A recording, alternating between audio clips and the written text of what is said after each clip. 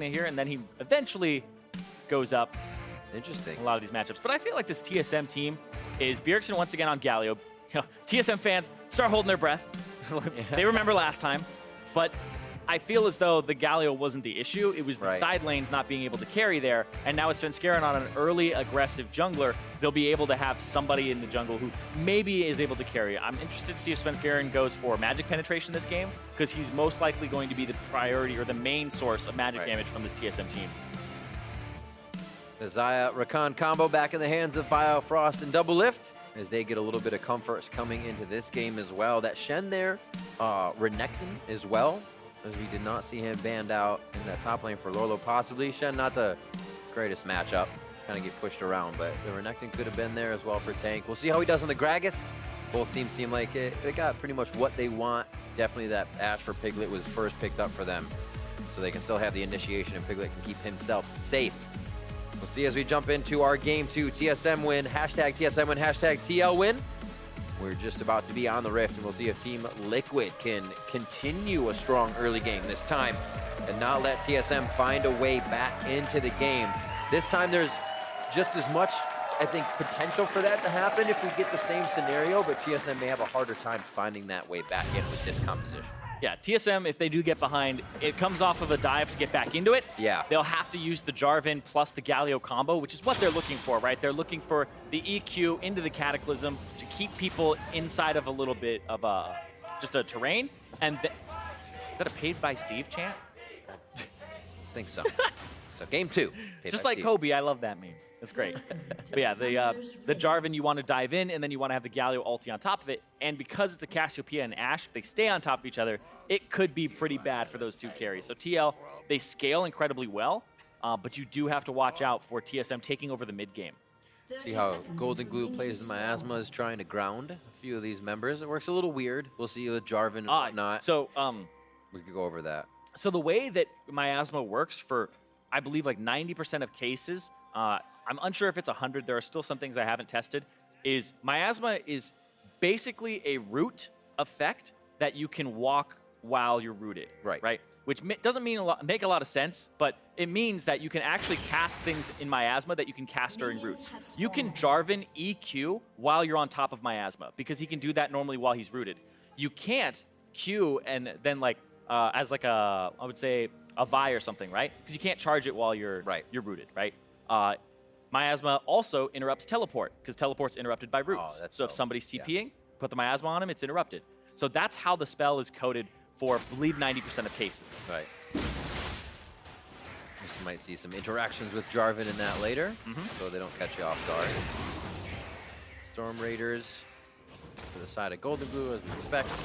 Check out the other masteries. It seems to be in line and nothing crazy coming through this game. GoldenGlue also not starting with Corrupting Potion like Faker has been doing in the LCK, just to throw all of these little twin fangs at people and trade very heavily.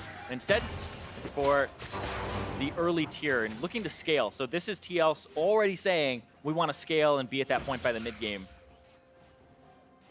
That's where they had the most control last time. They just need to be definitive with whatever advantage they have and that warding. So level 1 aggression here. Biofrost not even waiting for that shield passive to come back up. Level 2 could come through the minions as they're fighting. Heals on both sides. The ignite as well. And yeah, there was a focus fire, and it was Matt pulling off. It's almost level 2. They need to kill like one more. DoubleLift.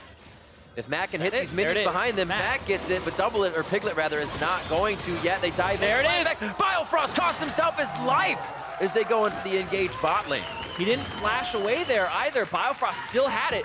Went in, and then the level 2 from Matt, the extra damage. So tricky to do those level 1 fights. You're really, really pushing yourself to the limit. We'll see what Lourlo can do top lane here, as he's going to get a bit of pressure. He is thinning out the wave before it reaches his turret, though. You hear the diehard Liquid fan basically killing his voice. Yep. He's also got a gigantic paid by Steve sign.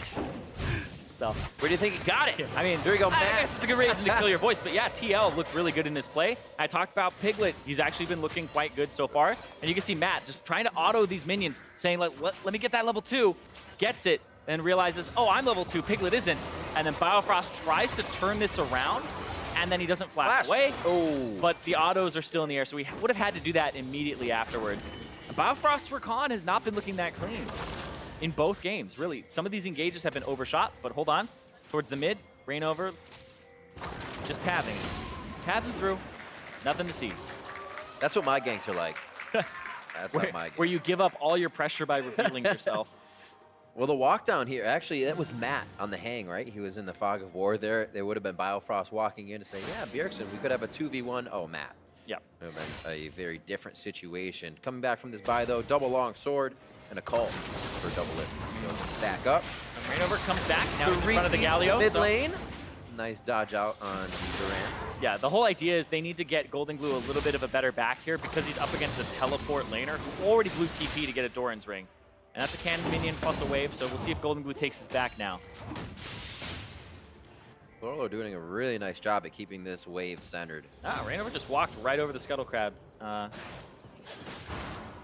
Making sure that he can't get dove under his turret.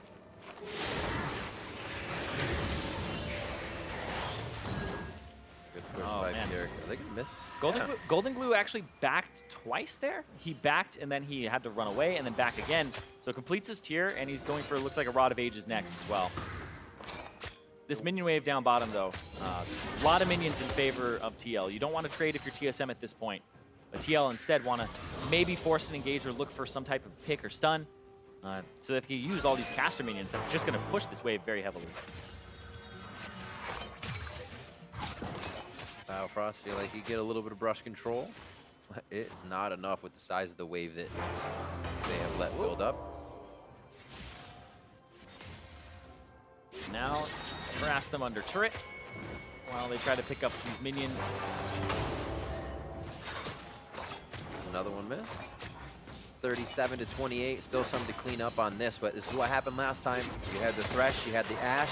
They were able to push in DoubleLift and Biofrost quite a few times, and this was actually when ReignOver was all around the jungle doing much more. Here he's actually relieving a bit of pressure on the bot side, so he's still trying to be all over the place. Yep, looks like Svenskeren's going to go to the top side. Oh, that's going to connect. But ReignOver actually didn't come with. He actually went towards his jungle. Svenskeren's going to get time to put down wards in the top side jungle here. So he bought the Tracker's Knife. As soon as they saw ReignOver bottom side, puts a control ward behind his red. And now he's going to ward up top side because the red buff will be coming up shortly. Love the way Matt plays Bard as well. It's not just a brush control champion. You move around the caster wave, they have to keep an eye on you and what your cosmic binding range is what kind of angle you're looking for. You just see Matt getting those small tags in. Yeah. Lourlo, though, taking a lot of damage topside. So one of the times his minion wave reached the turret, TSM is there ready to gank. Wasn't the engage that they... Whoa! Lourlo! Just kabobbed him! Yeah! Woo! Right on the skewer. Definitely did not expect that. And Hauntzer picks himself up a very nice kill with the confidence flash in. Yeah, that was awesome. And Lourlo was checking because they weren't making a play bottom side, and ReignOver was on the bottom side. So I feel like he was trying to make sure that he wasn't getting ganked top, but yeah, it was kind of strange because he was not under his turret enough at the start. And you can see he's warding, gets caught, but he's warding the far side. So if he had warded the closer side and had been safer about it, then it would have been better. But that's usually where you'll ward because you can see them coming around the corner instead. And that was really good by Hauntzer. Q into the flash there. Let's get that damage. And this will be first turret. Yeah. First turret bottom with no jungle attention other than the clearing of a ward.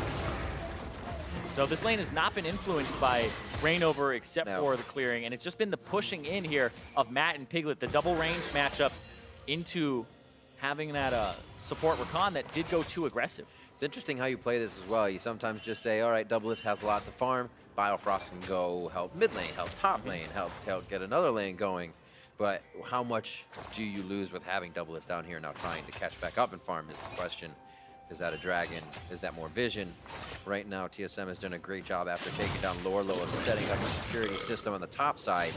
And TL has the same thing in the bottom as it starts to fade out just ever so slightly. Looks like as we get the lane swapped here, Piglet and Matt towards the top, full summoner ready. Let's see if they try to get anything onto Hauntzer here, as he'll probably be reading this timing.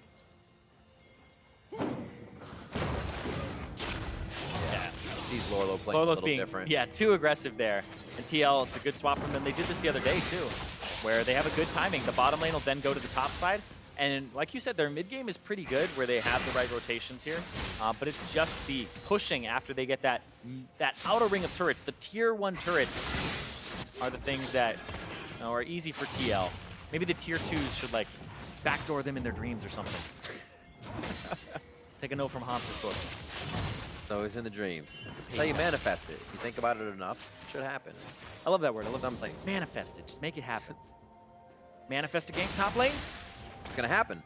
Yeah, Biofrost hasn't shown himself yet either, and Svenskeren's here too. They're going to try to 3-on-2. See, almost. They didn't manifest it hard enough. Svenskeren walked away. Yeah. The wards are there, though, so TL can actually play this. A little aggressive, baiting in Svenskeren. Also knowing he's over at blue. Transfer this to Bjergsen, so his wave will never stop pushing. Oh, swag. Fire saw it. Bot lane cleanup here by Lourlo as things, the pressure a little relieved. I feel like anything can happen here at the top lane if somebody missteps. And now they put the matchup back where it was, the 2-on-2 in the top lane now, playing for the turret. Gotta watch out for that. There's this ward, the control ward behind TL. Hold on though, Svenskeren. ReignOver going in. That is a lot of damage in isolation for Sven. He's forced to flash out, actually gets ReignOvers as well. As he gets the Bard trying to heal back up. Vision and control for TL is now from mid to top. Like we said, the rotations are good. Already picking off people as they go through the jungle. It's what can they get after that next. There were a lot of times last time when we saw Biofrost go down and TL didn't get anything as a result of those kills. You have to always be proactive. Hauntzer being very aggressive, winning this matchup pretty heavily. The Q from Jarvan, a lot of people forget that it actually shreds armor when you actually pass through and deal damage with it. And it ends up shredding 26% for 3 seconds. So as he starts getting something like a Black Cleaver under his belt, you're ending up with about 50% there, the 24 plus the 26. But it's a little bit different in terms of how it stacks. But still, it's a lot of armor shred. So even though TSM is a quote-unquote like all the AD composition, I know some people would be like freaking out like, oh no, all physical damage. But they still have Bjergsen on Galio for some magic damage, and Svenskeren, we'll see if he goes for a more magic damage oriented build.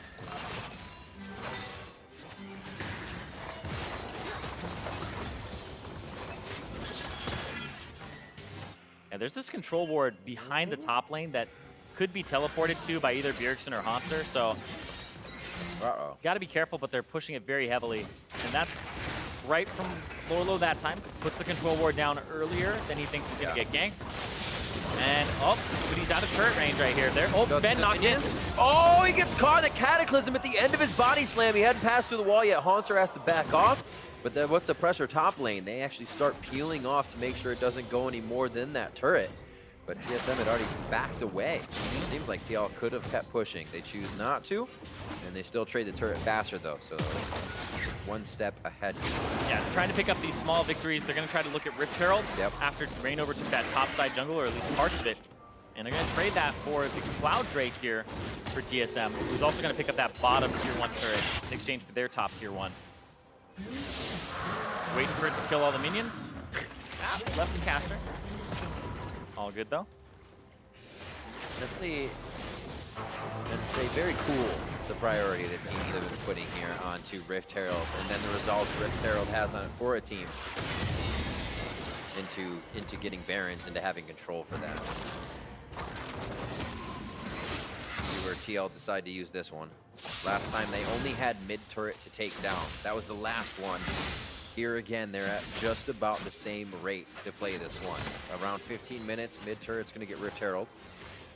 We'll see if they can follow up after this. A little deja vu for TL. It's can they now get the win as we get to mid game. Abyssal Mask picked up for Bjergsen, making sure that he has some extra magic damage, and it'll also help out Svenskeren. But aside from that, nobody else. But like you said, the mid turret is exactly where they're looking right now. They have the Rift Herald. It's being channeled right now. ReignOver's already started up. You need to get it to about half HP from auto attacks, and the Rift Herald will do the rest. So that's what they're looking for here. And I believe that should do it. Just a little bit more. Oh. Tempered Fate goes Got him on the return. Great timing on the fall. Lourlo as well throws the ult over. Hauntzer trying to deter from the right side. DoubleLift will focus on top as they actually get double damage out of this. A little less as Rift Herald does damage based on his HP. And they're going to be able to clear that one out. Here we go, heading to the bot side as TL starts doing a little janitorial duty on the waves to clean up.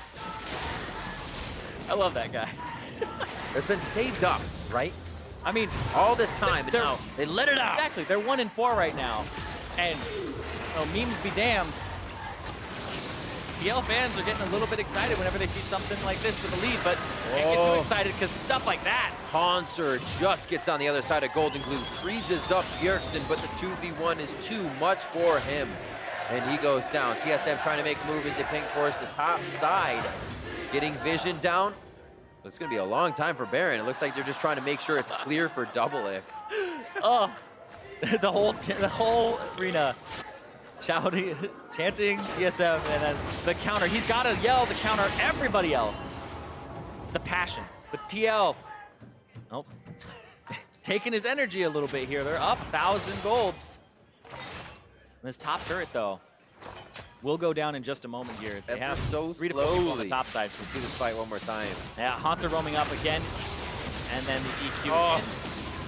That was like a charged petrifying gaze. He like already hit it in his knockup, so he falls and casts it. I feel like taking Jarvan into Cassiopeia is a really good thing because grounded doesn't matter. You can EQ over the grounded effect, and then you can just root her, and if she doesn't have flash, she has to be in there with you.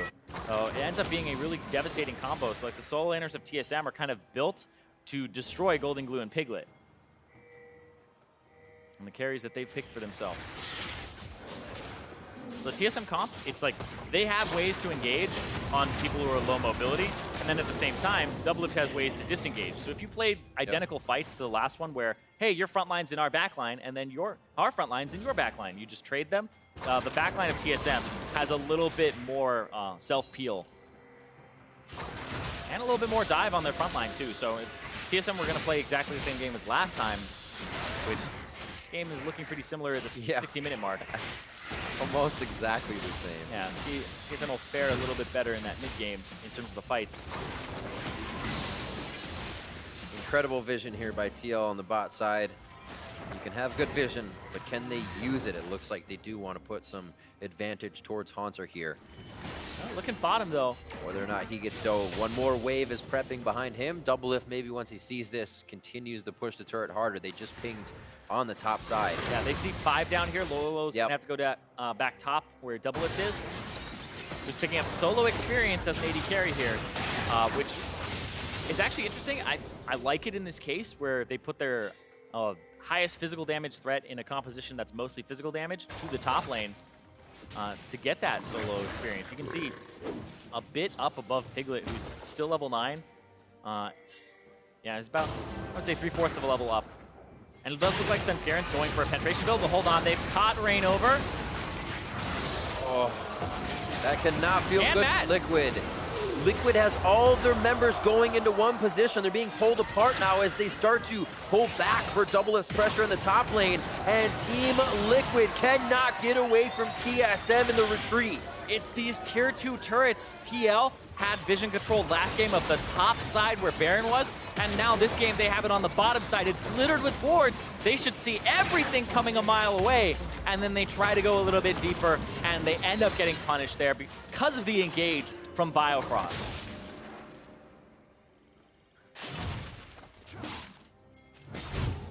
Really does hurt because the setup takes oh so long. He sees it it in a matter of moments. Tries to fight it, doesn't see that Biofrost is there, and that's just a charm pass through on the W, and ReignOver dies. And then here onto GoldenGlue. DoubleLift is flanking. DoubleLift comes down from the top side. So it's an 80 carry flank onto him, and he already used his petrifying gaze there, and it missed. And they're able to pick him up afterwards. And that resulted in, I believe, a mid-turret going down. Now this Drake's coming up, but look at this, the counter, Biofrost! Is it ever over? The fights continue. 18 minutes in, Svenskeren's forced to drop, still on the close side of TL. He'll go down slowly. Top lane being pushed by Hauntzer. And as TL picks up these small kills, they're gonna get the extra things. Dragon, but no more turrets just yet. we'll get this Mountain Drake, and that's big. Mountain Drake with Cassiopeia, when you start doing the Baron, it is fantastic. You can do it so quickly.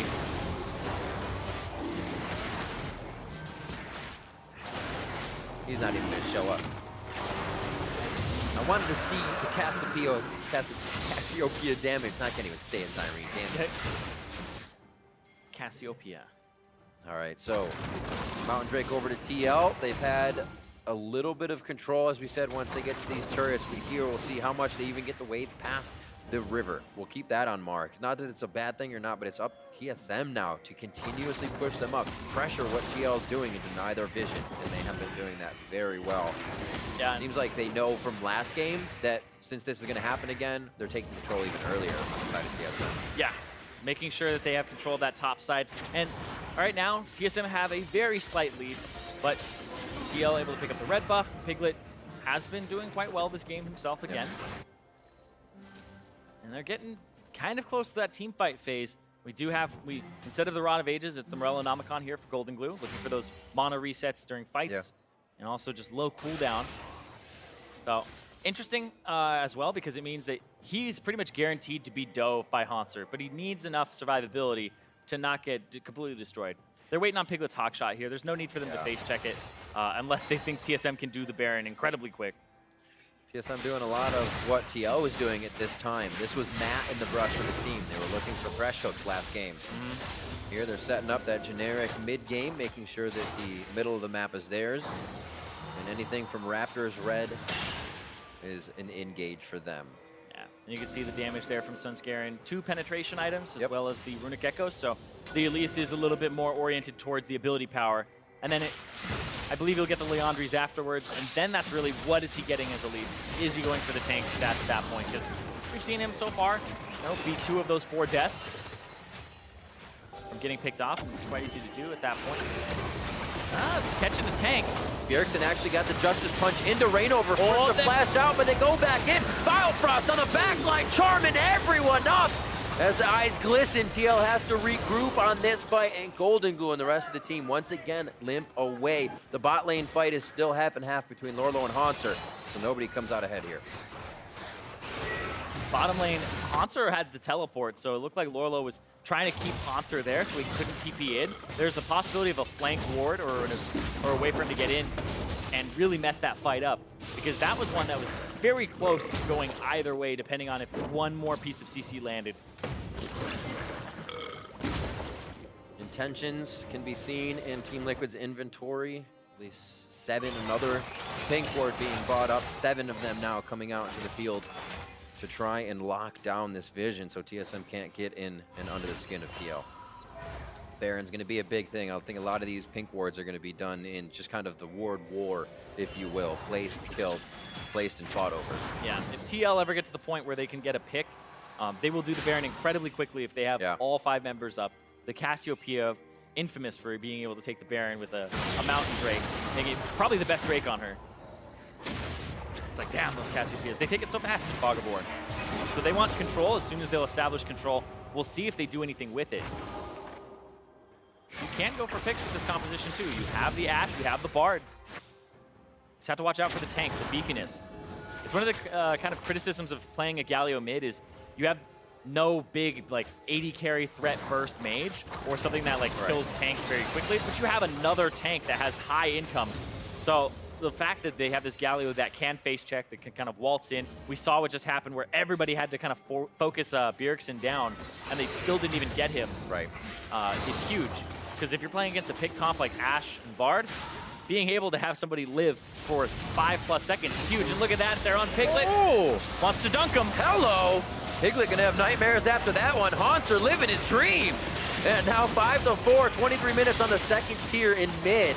And it looks like TL won't give him anything else to grab onto, but TSM is definitely looking. And like I said, this Jarvan pick is just built to go after Piglet and GoldenGlue.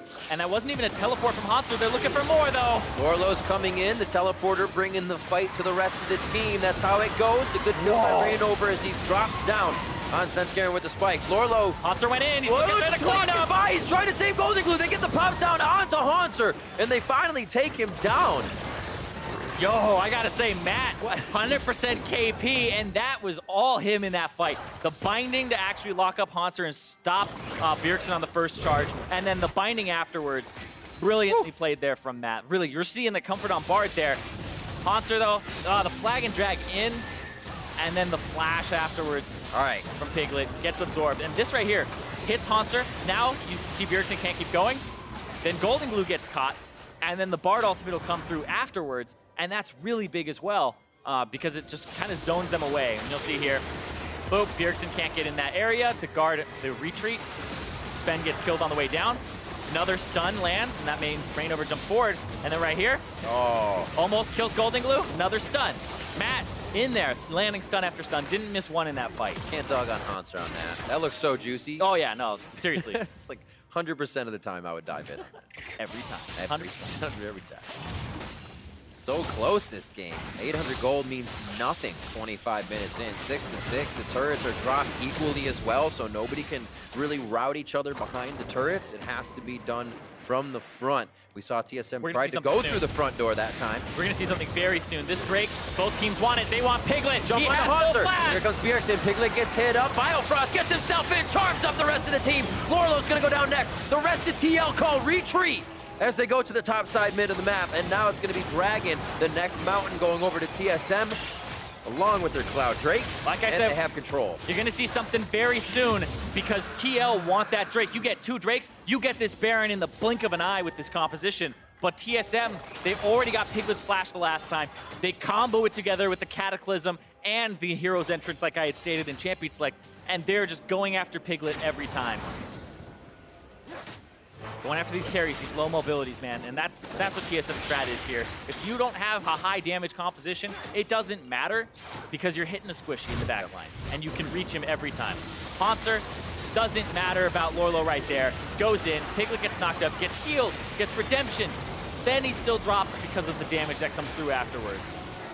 That's just a fight you can't feel at that point. Lourlo tried to cast back. He tried everything he could. So are these only for Baron? Because they still have these pink wards. Since the last fight when they came out and lost at mid, they didn't place any of those. There were only 2 wards during that engage when Lourlo walked up. Still no wards when Lourlo went to place that, and they just lost Piglet. They're really focusing on one thing, and I think it's hurting them a little bit here. They need that vision down. Right now they're sweeping, and they're getting themselves into position to do something. Yeah, they're trying, but that Scuttle Crab's been taken. Blue buff does go over to GoldenGlue. They just went into blue side and didn't leave a ward again.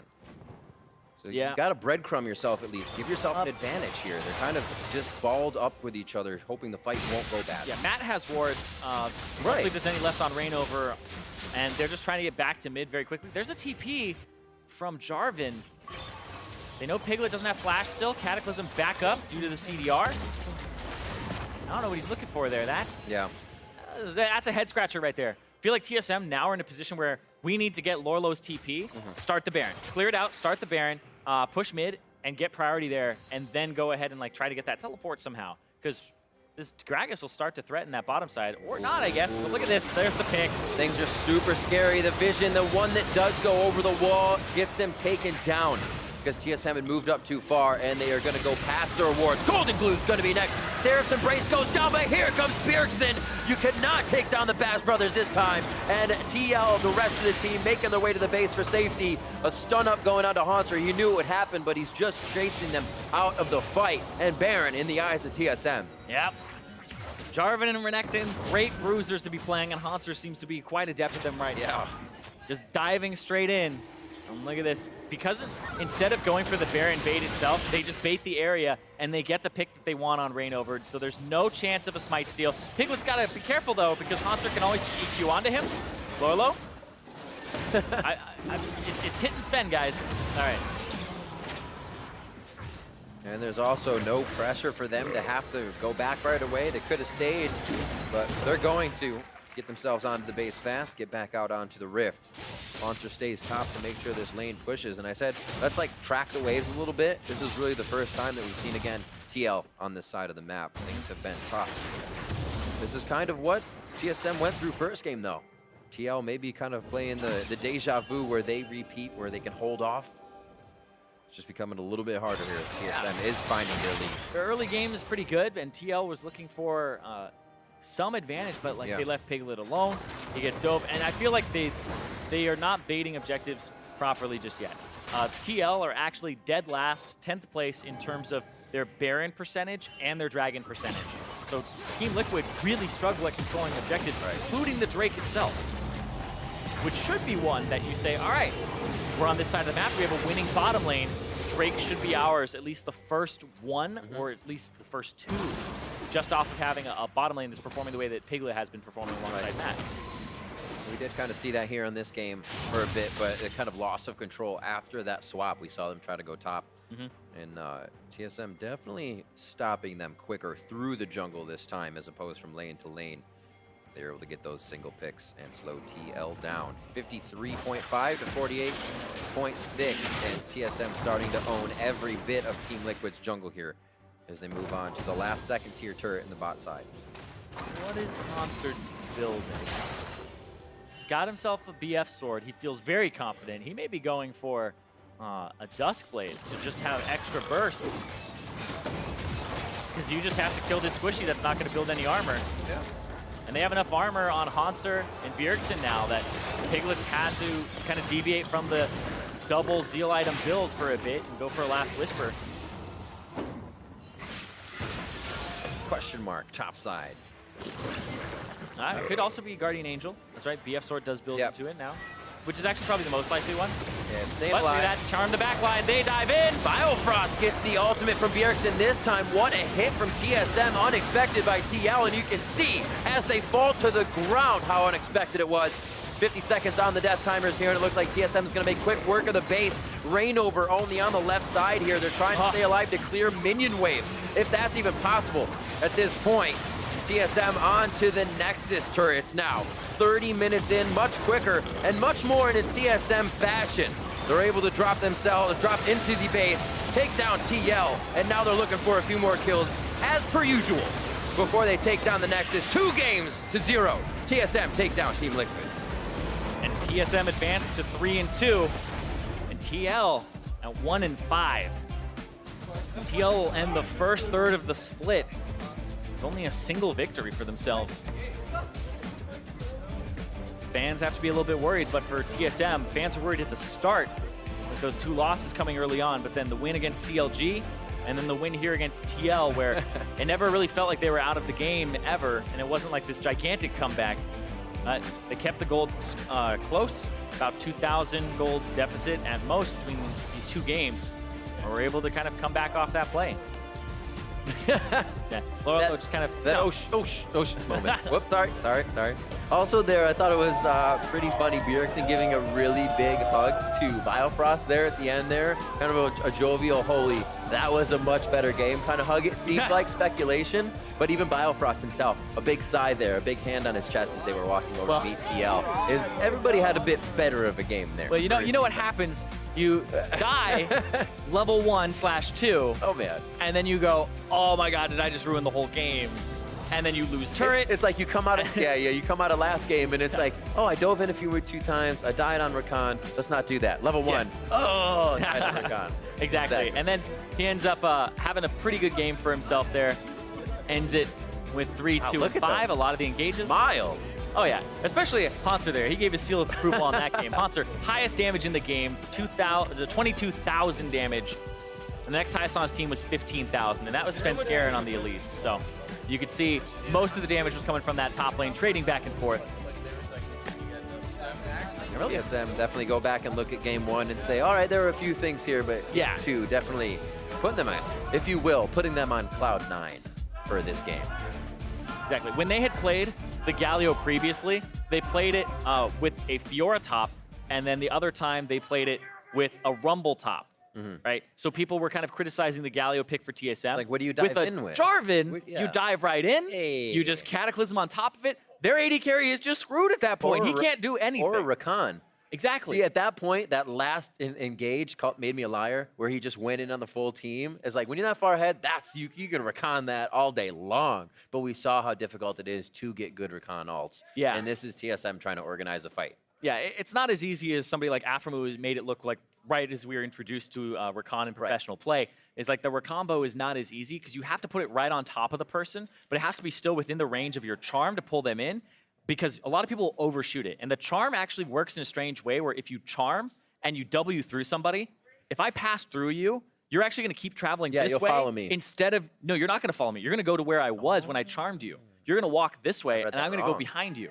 But if I put it like right there, you're going to walk closer to the center. So you have to put it like right on top of the walk out of the knockup if you do it that way. Exactly. A very interesting interaction. Now you know, gaming guru, as I said. I had to do a lot of work on Rakan. I had to look a looking at a lot. Looking at TL though, early game, wow, they are able to control lanes, find themselves the advantage, but then it just seems like they don't definitively know where to put that advantage at the right time. Yeah, TL, it feels like their objective baits are just a little bit off, right? Yeah. They aren't, I mean, there's an inherent risk in baiting an objective, right? Like, oh, they'll push mid lane instead of actually checking the objective. And then having a shot caller that can play around those situations dynamically is really what you need. And TSM, it seems like, even in an even game, or even if they're behind, you still kind of get that feeling that TSM, they know when they have the vision and the exact same setup that the other team has as an advantage, that they're able to do a little bit more with it because they're able to take those smaller risks to get a lot of reward from it. Bjergsen able to crush you with a shockwave in 2 seconds. Just all those little plays they make late You give him game. 2 seconds? I was like, half a second. Oh, man. So for more on that win from TSM, let's check in with Freak and the TSM bot laner.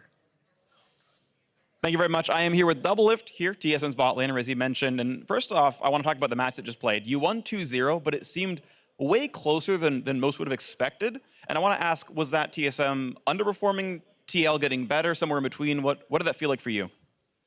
I think TL played pretty well, but I think it's mostly just like we didn't really expect some of the things coming in. Like, for example, they have a really good answer to Xayah Rakan, which is like an Ashe lane with the super aggressive support like Barter Thresh. And they played really well with their champions. Like ReignOver is known for playing really well at Olaf, and like some of his pathing just really screwed over our lanes. Like he helped their bot lane win, and then he ganked mid, and then he helped top lane win blue flash, and then he like repeat ganked top lane, all while being like 2 levels up. So ReignOver's pathing is really something like it's really annoying to play against because it doesn't feel like there's too many holes in it. And yeah, I think TL has definitely gotten better, but we were just caught off guard in the first game. Absolutely. So maybe improvement in the future then for you guys. I want to ask about a historic rivalry now. It's you against your old team with Liquid. Was there anything special there when you're going up against your former teammates in Piglet and Matt and Co? Actually, nothing really. It's funny because everyone thinks that I like super want to beat them, but I mean, obviously do. I really want to win, but I don't have any like special grudge or anything like that. I just feel like I was a mercenary and I was like on that team, and then now I'm off that team and I don't really have a super close connection with those players anymore. But I respect the team and I respect like what they're trying to do. Just trying to not be a meme. But oh well. That's fine. So that's okay. So I want to talk about an announcement that came forward today. TSM posted out that you're trying out a substitute AD carry, Mr. Rawls, on loan from Fnatic in a certain sense. Talking about what that's been like, maybe sharing scrim time. What's it been like having Rawls in the house? We haven't shared scrim time yet. It's still me playing every scrim, but in the future, I think maybe next week, we're gonna like start swapping off in scrims, and it's just gonna help me get a like better perspective, I think. And I think we're just trying to build out like a fully fledged sub roster because of franchising and stuff like that. So I'm just excited to expand the roster, work with new people, and yeah, I feel like initially coming in, there was expectation that I would be like going in and out with Wild Turtle, and so like that expectation of having like another AD carry still went through. I assume you're looking to sign more Danes in the future, TSM. You've got maybe 3 in the eyes so far. But honestly, the question I have for you though is, you kind of mentioned a little bit, you're looking to sign maybe 4 or 5 new players, or is it just you TSM's trying to replace? Jesus, I think I'm not 100% sure on the plans. I'm pretty sure that we're trying to do a full-on sub-roster because of the academy system that's coming in the near future. So, every team is going to have a full-on 10-man roster, and I think we're just trying to get a head start and grab the goodies before everyone else does. I like that plan. So final question for you. In 3 weeks' time, you're going to be representing North America at Rift Rivals over in Berlin, battling against Europe's best alongside Cloud9 and Phoenix One. Tell me how that's going to go. You going to clean sweep? Clean sweep. Yeah, I mean, I think everyone always talks trash about like NA versus EU. I feel like the EU bot lanes aren't really that good. So NA's gotten a lot better, and I am just really excited to play at Rift Rivals and play against G2 especially, because I think they have like the most fans by far, and it'll just be hype. You know, TSM versus G2 always brings a lot of eyes. It's going to be a fun one, Double. Thank you very much for the interview. Congratulations on the win. We'll see you tomorrow playing as well. Back to the analyst desk.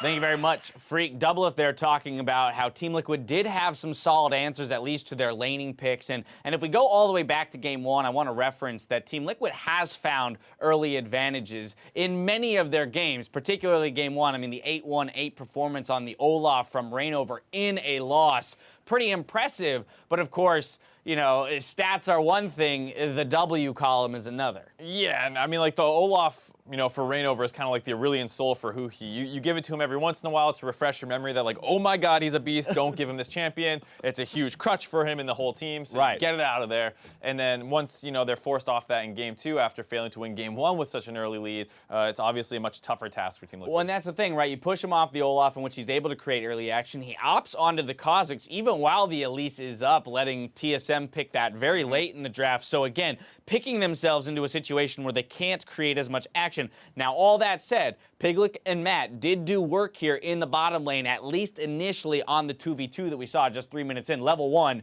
they pick up this early kill, but still doesn't really get pushed into anything else. It's a good aggressive trade here on the side of TSM. The Xayah Rakan lane with the W on can do a lot of damage.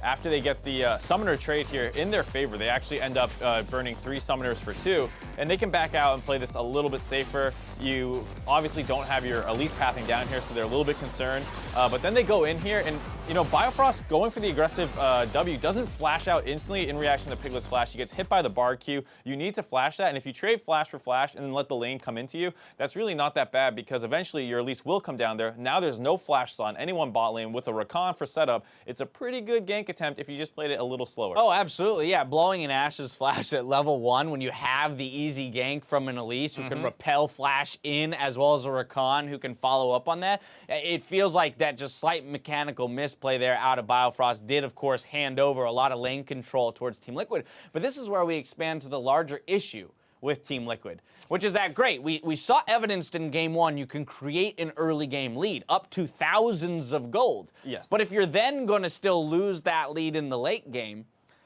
return in Game 2, take picks that will basically make it even harder for you to create that lead. How do you now expect to win late game team fights with an even smaller golden? It's like a chicken or the egg kind of argument where you can take great early game champions, build these big leads, and then watch yourself throw them, which is kind of what tends to happen with Team Liquid. Or you can pick later game team champions, you know, try and go a little bit late game, and hopefully with these better picks in the late game, it eases your, you know, barrier of execution. Either way, they need to fix their own, you know, actual problems. A champ is not going to change it too much. Comps will benefit it, or, you know, be good or bad a little bit, but until you really figure out how you want to play out the late game, it's going to be an issue. Well, and that's a tough thing, right? I mean, it's easy for us to criticize and to diagnose the issue of like, well, they don't have a solid late game when they have a solid early game, and if they try and hold on till the late game, then they won't. They'll be too far behind in gold. And I think a lot of the issue is, okay, well, how do you focus the practice then? Do you make the decision to behind closed doors work on the late game while on stage going all in on the early game and hoping that you just eke out the wins by virtue of the gold lead? I don't know what the answer is. Maybe you as a former coach have some insight. It definitely depends on what you're seeing behind closed doors, because from the outside, without hearing the communication, without hearing what's going right or wrong, for us, it just seems like they can't win a late game team fight, no matter what. We've seen them with 5K gold leads, even in the series that they won last week, losing games with a Baron. They get aced, you know, pushing in inhibs. That happened multiple times, and it seems like, based off maybe some of the comms that came out, some of the things the players have said where they don't think they communicate well in the late game, until you fix the communication as the highlight, your team fighting will always be very hit or miss, depending on if you instantly blow somebody up or if you get into a scrappy team fight, you no longer have the kind of coordination that a better team does. Well, and of course, this was shown throughout this series as a whole. We're going to pull up the final fight just so we can get a little bit of a picture to throw with the language that we're using, but especially against a team like TSM, who domestically has always been one of the top team fighting teams. You can see this basically happened throughout both games, regardless of the goal differential. Yeah, and especially with this game having the Jarvan